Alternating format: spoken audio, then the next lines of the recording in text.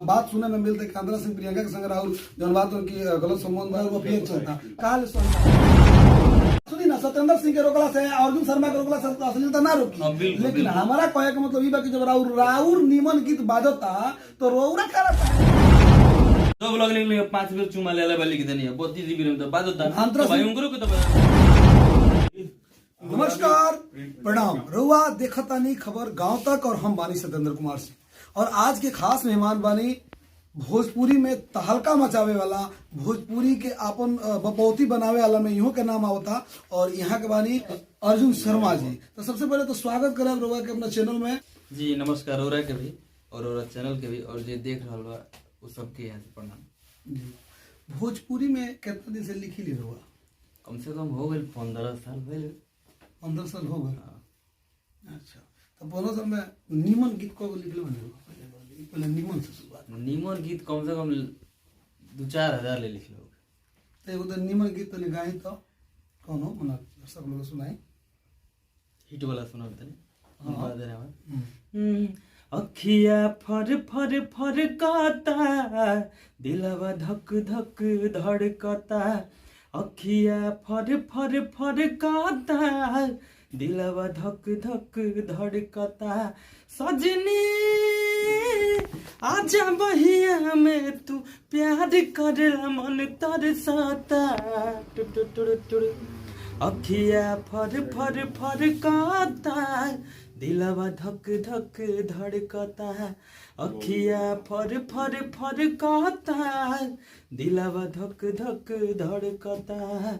ये हमारे लाइफ के गोल्डन गाना में से बात जो भी हिट बने तो सीडी के जमाना रहा अभी कम से कम सीडी 2-3 लाख बिकाई रहे प्लस अगर तो रात भर में कम से कम 10-12 हाल ही बाजे ही गाना। आज के दौर रहे तो कई मिलियन चल गए रहे 500-700 मिलियन चल गए रहे सब गीत रहे 500 ऊपर गए खूब बाजल। अभी फिलहाल कौन निमन गीत गोले बनी जन चलल बा कौन बढ़िया प्रथा गीत माने सामाजिक गीत जो होके प्रथा गीत होके जो समाज के कुछ संदेश देते होके वैसे को गीत लिखले बनबो ये ब्लूड हत्या पे जी के बेटी से सृष्टि बा बेटी से इस सृष्टि के संचालन होता तब बेटी के हमनी के बेटा से कम ना आके थे जितना बेटा के प्यार दुलार देता नहीं जितना बेटी के प्यार दुलार दी तो वही में करो सब गीत सुनाओ तने को कि सुन माई रे हमारा के मत मार देखे देते दुनिया सुन माई रे हमारा के मत मार देखे दुनिया देख देते दुनिया नाम करी तोर मुनिया मुनि माई रे हमारा के मत मार देखे देते दुनिया सुन माई रे हमारा के मत मार देखे देते दुनिया। मतलब राउर गीत सुन के तो ऐसा लागत है कि बहुत बढ़िया बढ़िया गीत गाइले राउर चेहरा देख के राउर गीत देख के तो हमारा विश्वास नहीं के हो कि आंध्रा सिंह प्रियंका जो उनकी भोजपुरी के जन बात उनकी अश्लीलता जन बाबू अपना मुड़ी पे उठा ले बड़ी आ वो नहीं कि गीत रौरे लिखत नहीं कि ढोड़ी में का तो 32 रैम बा ढोड़ी में रैम आ गई एकरा के माने इस शब्द के माई बहन को के रख देले भाई लोग ओइ में राउरो अहम भूमिका आ रहल सुने में आवता बिल्कुल बिल्कुल भूमिका बा और बात रह गल कि जे अंतरा सिंह प्रियंका के रौरा कहनी कि अश्लील गावली तो हम बताए तनी कि भोजपुरी के पहला ऐसा गीत बा डिजिटल जमाना में जो सिंगल फीमेल के वर्जन में सोना के सिकड़िया सबसे ज्यादा पहला गाना यानी वो बेरा भविष्य के माने वो बेरा अभी तो बहुत सारा गाना लोग बढ़ गए बा लेकिन वो बेरा पहला गाना सबसे ज्यादा व्यू पावे वाला और सबसे ज्यादा ग्राउंड पे सबसे बड़ा बाजे वाला गाना डिजिटल जमाना में सोना के सिकड़िया 200 मिलियन वाला पार बा। सोनामा के सिकड़िया के बात हम नहीं करत हम बात करत तनी ई कि जब रौरे कहत तनी कि नागेंद्र की उजाला जी जो वो गीत गाई ले जो वहां के गीत चमकेला तो रौरे लिखल हो तो जब राउर निमन गीत लिखल इतना चमकता सुपर डुपर होता तो हमरा रौरा पहलहू बेर मुलाकात भय रहे तो ये बात हम कहले नी रौरा गरमा कोइनी स्टील के बर्तन खान आज वही बतिया हमरा से पूछत नहीं कि रौरा लोग के दिमाग का बात सुनी पहले क्वेश्चन सुन लियो ओकरा आंसर दे हम बीच में ना बोले जब रौरा राउर निमन गीतिया बाजते बा निमन गीतिया लोग सुनते बा तो फिर खराब का गीतिया के लिखला के का मतलब भाई बॉडी में 32 जीबी रैम के का लिखल तनी बताई तो तनी का अर्थ मोबाइल एक कुछ और बा और हमरा खातिर काहे के समझाव दे हम एक ट्रेंड कइलस उ गाना कोई मिलियन भागल बा, उ कहते एलियन ना देखला सा, एगो बात कही 50 ना नु देखला सा। एगो बात कही बोली रो दुआर पे उठ के गोरियाई ना देखी जे पूरा गांव भगलो देखत कि ना तर का मतलब एकरो सवेरे उठ के दुआर नहीं पे तो दे नहीं तो हमनी के ना जैसे बताओ तो हम नहीं नहीं सुन, गायक चाहे राइटर, सपोज दैट हम मेडिकल के दवाई की दुकान में हमें, ठीक बा, मेडिकल के दवाई की दुकान, तो हम अगर तो मेडिकल के दवाई की दुकान में तो हम बुखार के रखें, ज्वर के रखें, हार्ट के दवाई रखें, जहरो रखें, खांसी के दवाई रखें। और भाई केहू जहर खा के मर जाओ, आओ किन ले जहर मर जाओ, तो हमार गलती तर वही मालूम कि जहर के अलाउ नहीं के दुकान में बेचली मालूम है कि ना, तो वह जो काम बा काहे रखे रुआ तो अवैध थोड़ी है, ट्रेंडिंग करता, जनता पसंद करता, जौन गीत के जनता के दोषी रोल सर ठहरा देता ना। अगर वो बात को नहीं करवा दुआरी पे उठ के माई बहन कर सुबह सुबह तो सारा गांव भगलो ना ना ना तो सुबह सुबह सुनिए बताओ तनी, तो कहां से उगानवा के देखल बोती दिवी रे भूत देखल से एलियन के नाम रोता के देखल। सुनी पहले बात सुनी रौरा बात हम समझ गए कि रौरा कहे का मतलब रौरे खान सारा लोग कहता कि लोग सुनता तो सुनावत नहीं, तो लोग सुनो का मतलब अबे रौरा दुआ से उठ के तो कोनी एक गाड़ी माई बहन के लोग के दी ना क्या भाईये के गरिया पूरा गांव भगलो का पगलाई बस आजू गोपाल राय गावेले यूट्यूब पर सर्च मारे कितना भी होला, काहे ना होला, आजू भरत व्यास के गीत निकलेला, काहे ना होला। तो ई रोजान तो माने भरत समय के 5000 लोग जो सुने वाला बा, गोपाल राय के 5000 लोग जो सुने वाला उ कैरेट लोग ह उ ठोक के हमेशा सुनी उगा गीत है। रौरा कहला थोड़ी मत पहलो तो आओ तो 5 मिनट लोग काहे नहीं खावत, इतना लोग साफ सुथरा सुने वाला लोग, हमी नहीं कहत कि साफ सुथरा लोग सुने वाला नहीं खे बावे, तबे तो बढ़िया गाना हिट होता है। लेकिन कहीं ना कहीं कब कब जाके पब्लिक को जो चुप कर देता, वो गीत के समर्थन ना करे। बात ना करे हम दुनिया के मतलब नहीं के अश्लीलता सुनी ना सत्येंद्र सिंह के रोकला से अर्जुन शर्मा के रोकला से अश्लीलता ना रोकी, लेकिन हमारा कहे के मतलब ई बा कि जब राउर नीमन गीत बाजता तो रौरा खराब काहे लिखता नहीं, ई हमारा क्वेश्चन बा। ठीक बा बिल्कुल बा, लेकिन अच्छा हमारे तने अगर तो राउर गीत लिखता नहीं, अगर तो राउरा गाना के रिस्पांस ना मिलता हमरे लिखवा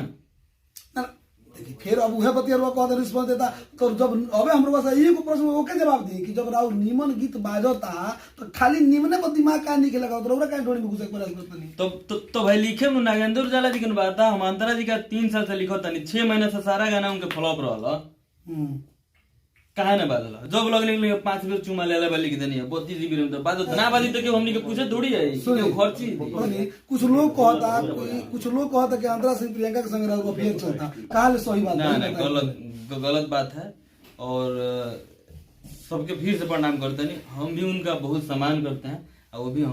हमारा बहुत सम्मान करते हैं। हम लोग का बहुत एक अच्छा, मेरे घर भी आते हैं तो परिवार के जैसा रिश्ता, ऐसा कुछ बियाह हो गया हमारा तो बियाह हो गए तो ऐसे मोटे रहे मैंने लोग कहता जनता में अफवाह फैल लोग अब ये हम रोज जानते हैं अफवाह के। अरे भाई तो बताओ तनी केहू के साथ काम करेला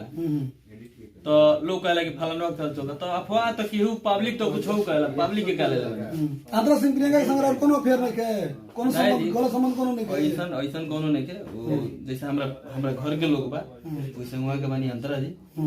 और कोनो ऐसा बात नहीं है। अब विशेष करके हम रउरा से दुइये गो बात के मिले चलिया, एगो कि जब निमन बाजता तो खराब काहे का होता नहीं, एगो जौन है बात सुने में मिलते कि अंतरा सिंह प्रियंका के संग और जौन बात हो कि गलत संबंध बा, प्रेम प्रसंग बा, चाहे जौन भी बात बा वहां के संग और अच्छा रिश्ता नहीं, ई बात हम जाने के चाहते नहीं कहां सच्चाई बा। बिल्कुल सारा ये अफवाह बा जी, और समझी कि ऐसे हमारे घर की सदस्य जैसे है, ई बात कुछ भी नहीं। अच्छा ई बात हाथ के रोआ एक्सेप्ट कर तनी के रोआ जो अच्छा लिखत तनी तो अच्छा लोग सुनता रोआ जानबूझ के गलती लिखत तनी, ई बात के एक्सेप्ट कर तनी रोआ जान के बुझ के गलती लिखत तनी। हम जानबूझ के लिखत तनी तो मजबूरी में लिखत तनी, कल ना लिखेम तो हम कहां जाम, हमरा यहन काम बा, लोग उहे सुनता ही बा गीत तो का करे। अब फिर ई बात तो रोआ नहीं लोग ना सर, जे लोग सुनी हम लिखे आगे हमके अगर केहू रोकल चाहता तो रोरा काल चली पटना में धरना दिया सेंसर खातिर, सीधा कहने के ना अर्जुन शर्मा के रोकला से रोकाई, अश्लील ना सत्येंद्र सिंह के रोकला से रोकाई। लेकिन अगर हमने के कुछ लोग निमन सुनता निमन जानता तो ओकरे खातिर काम ना कह के हमने के काहे खराब का लोग खातिर काम करे के हो।